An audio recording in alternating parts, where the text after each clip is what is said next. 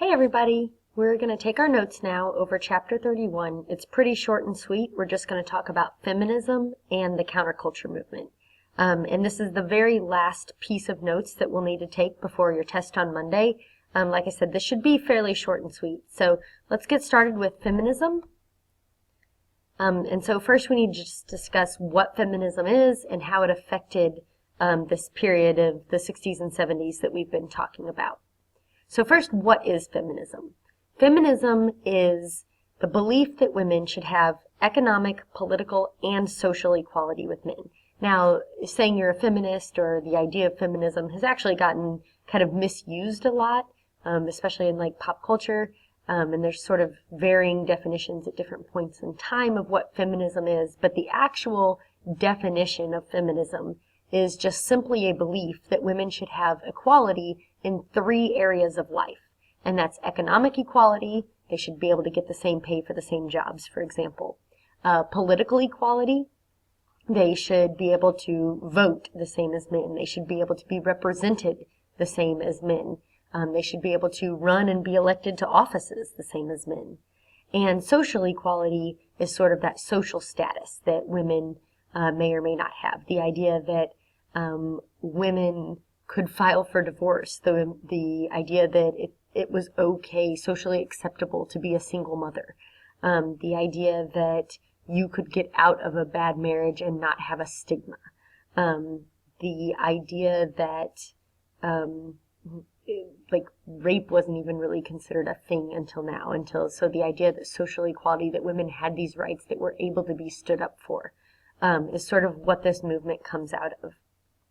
During this time period with adoption, for example, it was a huge social stigma to get pregnant out of wedlock and have to put your baby up for adoption, because there was no way that you would, as a single mother, raise this baby. That was the thought at the time. And so they would actually take these single mothers to, like, basically in child protective services. And if you were like a pregnant teen and you would go visit some family. That's what they used to commonly say you were going to do. Like you'd go visit your aunt for the summer. But they would actually put you in this, basically a facility that was ran by child services. You'd stay there while you were pregnant. You would have the baby, and the baby would immediately be put into child protective services and put up for adoption, and then you would be sent home.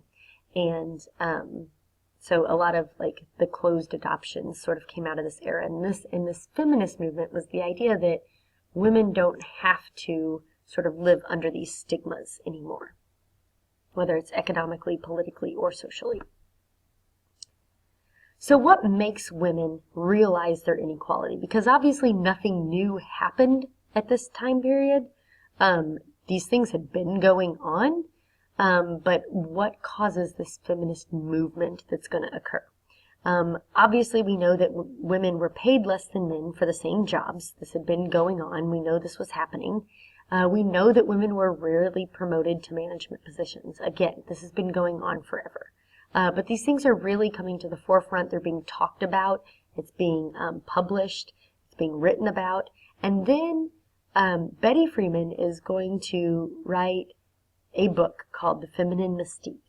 And in this book, she is going to express some discontent with being this suburban, stay-at-home, woman of the house mom.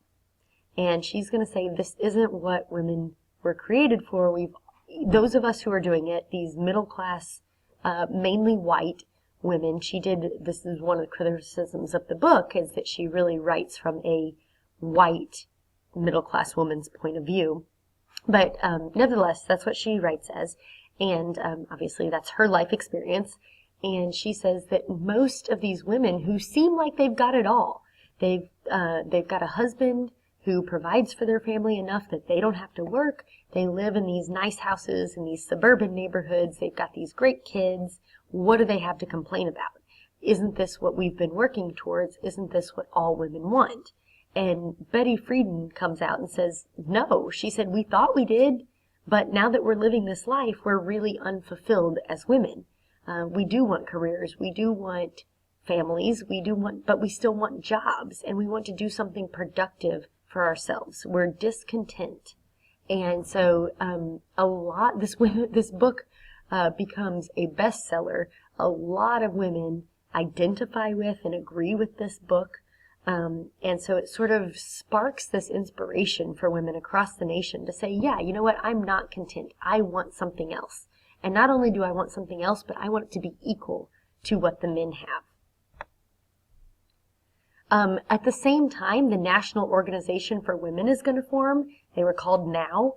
They are going to provide childcare for working women, which is going to be a resource to help overcome probably the most significant barrier that women had about entering the workforce and fulfilling some of those needs that Betty Friedan had expressed and women had really identified with. So the national organization is going to provide child care for working women to allow women to enter the workforce and maybe get some promotions that they didn't have time for before, things like that. And the National Organization for Women is also really going to push the Equal Employment Office to ban gender discrimination. We do know that it wasn't, until this point in time, it wasn't illegal, or at least wasn't enforced, to be discriminated against simply for being a woman. So you might not get a job because you're a woman, because you might get pregnant. So they didn't want to have to rehire your job if you went on maternity leave. You might not get a promotion because, women wouldn't have time because they'd have to get home to take care of their kids, things like that. So the National Organization for Women is basically going to become this active interest group that's going to push some of these ideals that have been talked about during this era. There are going to be some differing perspectives. Not everybody is going to agree with the feminist movement. Men and women alike are going to disagree. Some people are going to believe that it's simple. It's just justice. It's simple justice. It's just a simple matter of women should be equal to men. If they work the same job, they should get paid the same. If they want the same job, they should be able to apply for the same jobs. If they want the same promotion, then more power to them. It's just a simple matter of justice. Other people, men and women alike, however, feared that it would lead to some things in our society that people weren't ready to accept. People were afraid that if you made women equals, that it would lead to us drafting women into the military. They felt that it would end husbands' responsibilities to their families, that you'd end up with more families splitting, more divorces, because if women are able to be working and have an income, then they're going to be able to support their family on their own if the wife or the husband want out of the marriage. And they were afraid that it would lead to same-sex marriages being acceptable.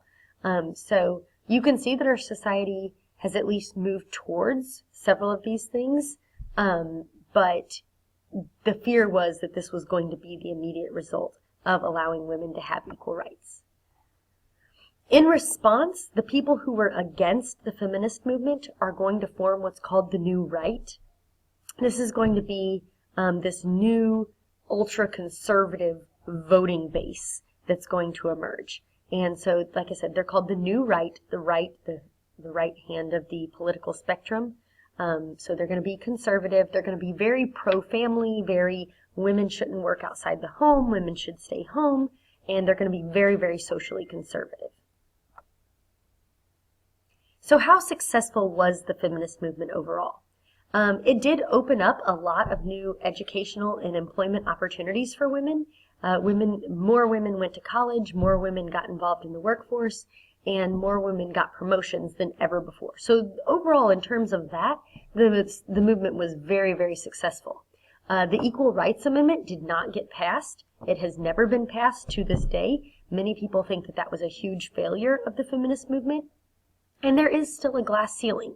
There typically is still this level of management or this level of authority that women still haven't really pushed through and really succeeded in breaking through yet. So the glass ceiling still does exist.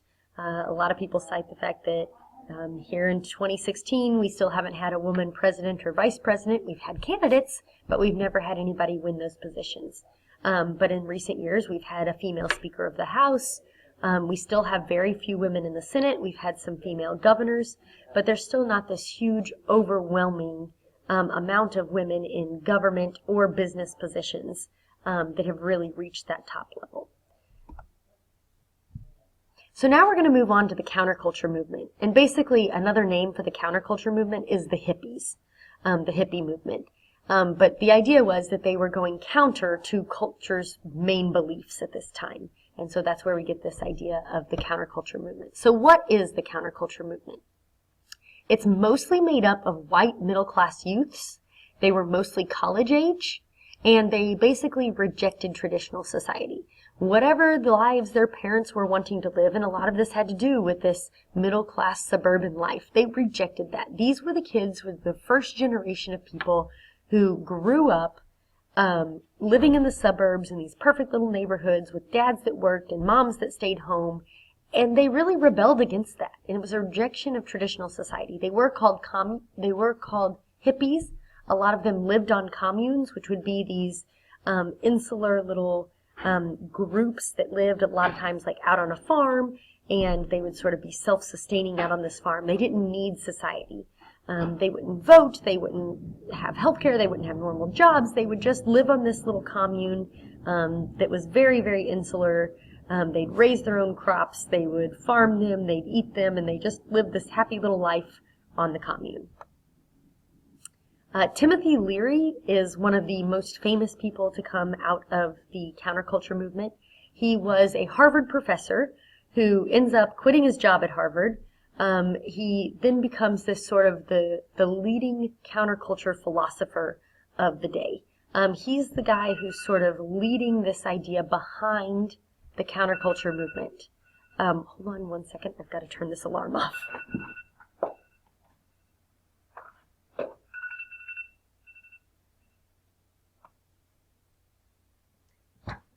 So as he's leading sort of this movement and saying what people believed in and what the hippie movement was all about. And so he's sort of going to be this very public figure. He's going to be known for promoting LSD, so this is where the drug use sort of comes into the hippie movement. He says that it's mind expanding, it helps with self-awareness, so why aren't we promoting this? And that's when, like I said, this becomes sort of an iconic part of the counterculture movement, is sort of the promotion by Timothy Leary. The counterculture movement is going to decline fairly quickly. The problem is that these communes in the cities or out on the farms are going to turn dangerous because these people that are living here are shirking their basic responsibilities. They don't have jobs, so they're going to run out of money. They aren't very healthy. They don't go to doctors. They aren't participating in society, so they're not taking care of themselves. They're not getting some health issues addressed. Many of them are going to become addicted to drugs during this period of time, and so the movement's going to decline because these people simply can't sustain a society. And so the legacy of the counterculture movement. This is just sort of what did we end up with? What were the lasting results of this movement? The first one is going to be pop art. This was a bright, simple form of art that had never existed before. Andy Warhol here in the bottom corner, he is going to be basically the genius behind pop art. He's most famous for his Marilyn Monroe portrait. He also did a really, really famous one of a Campbell soup can. And if you guys will remind me when I get back to class on Monday, I will actually show you, your picture of the day will be some Andy Warhol portraits. Things he did that are in the National Art Museum in DC. Rock music becomes a huge part of the counterculture movement. Rock is going to go mainstream. This is when the Beatles become popular. They're going to take rock music to your average white middle-class suburban college-age student. So rock music is going to become mainstream during this time. Of course, we know that Woodstock happened. It's this giant music festival that happens out in this big field. It's muddy. There's lots of drugs, lots of sex, lots of music, and this becomes iconic of this generation. It is going to be the spark of the sexual revolution. There's going to be this huge do-your-own-thing attitude. A lot of teenagers are going to let go of this idea of courting, and they're really going to be this, this is where you get the love everybody sort of movement. And Americans are really going to loosen up about sex during this period of time. And so last but not